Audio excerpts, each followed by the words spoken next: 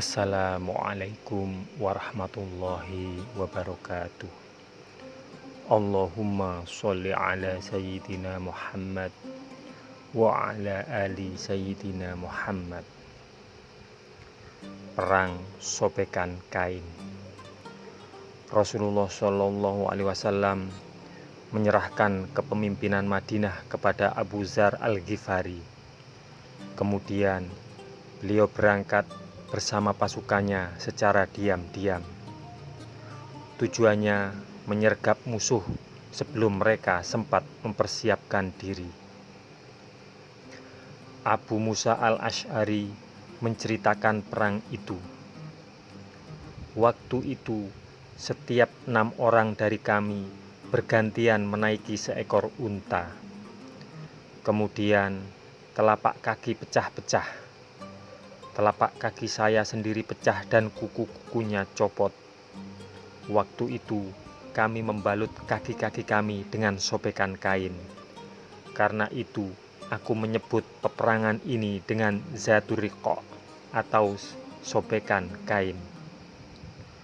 Sejumlah 400 orang sahabat dipimpin Rasulullah Shallallahu Alaihi Wasallam berhasil melakukan serangan mendadak terhadap kumpulan pasukan Bani Ghatafan di Nakhi.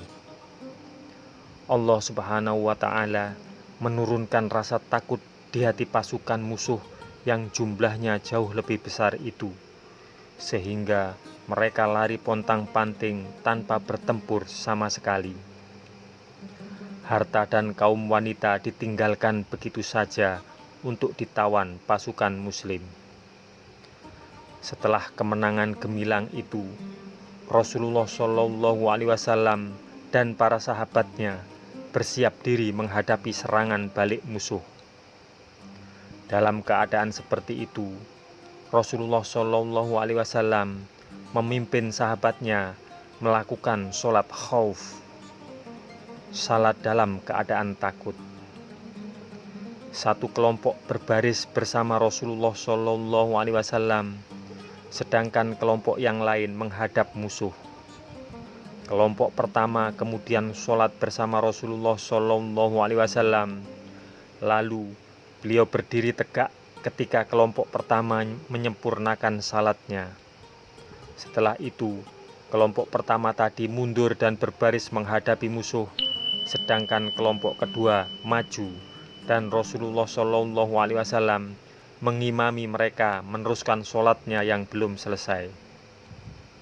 Kemudian Rasulullah Shallallahu Alaihi Wasallam duduk sementara mereka menyempurnakan sholat. Kemudian mereka mengikuti Rasulullah Shallallahu Alaihi Wasallam. Dalam pertempuran ini, 2 orang sahabat, satu dari Muhajirin dan satu dari Ansor, mendapat giliran jaga malam, sedangkan saudara-saudara mereka yang lain beristirahat.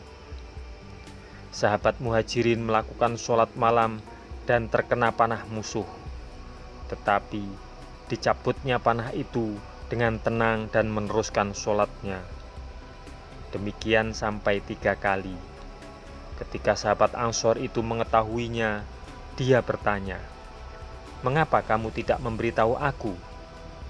Engkau sedang membaca satu surat dan aku tidak ingin memutuskannya," jawab sahabat Muhajirin.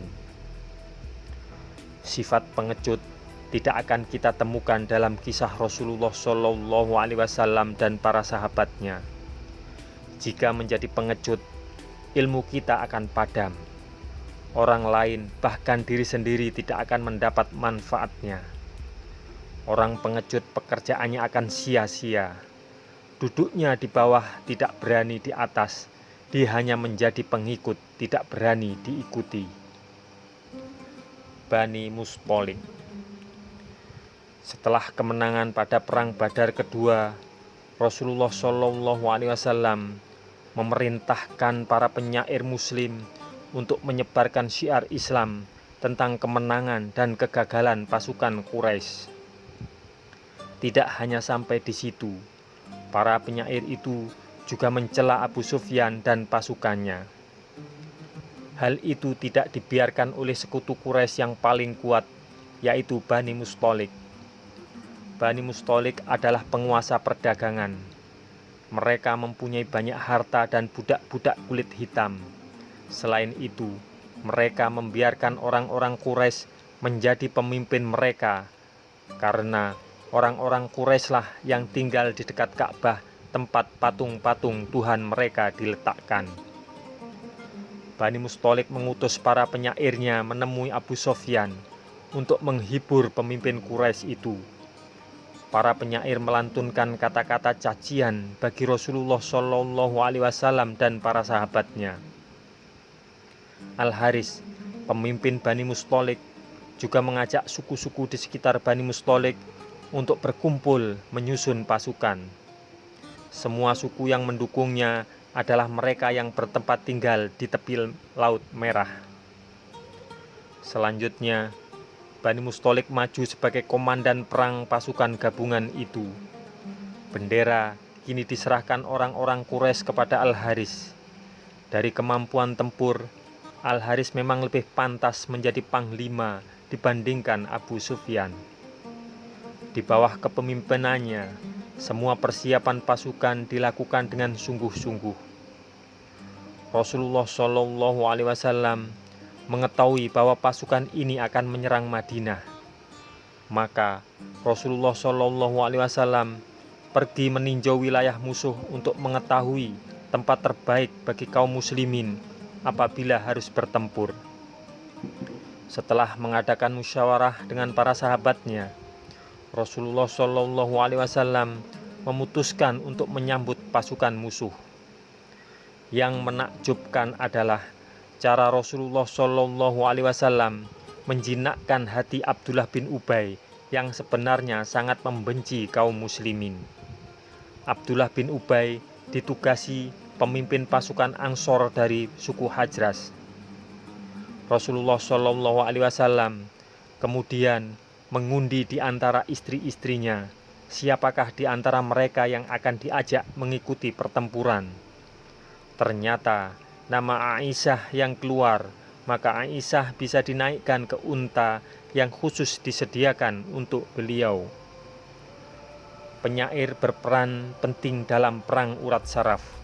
Rasulullah Shallallahu Alaihi Wasallam pernah berkata kepada Hasan bin Thabit, seorang penyair, "Wahai Hasan, engkau berjuang melawan orang kafir dan Jibril selalu bersamamu. Ketika sahabatku bertempur menggunakan senjata, engkau bertempur dengan kata-katamu." Semoga kisah ini bermanfaat untuk kita semua. Wassalamualaikum warahmatullahi wabarakatuh. Mudah-mudahan kelak kita akan mendapatkan syafaat dari Nabi besar Muhammad Sallallahu Alaihi Wasallam. Amin, amin, amin ya Rabbal Alamin.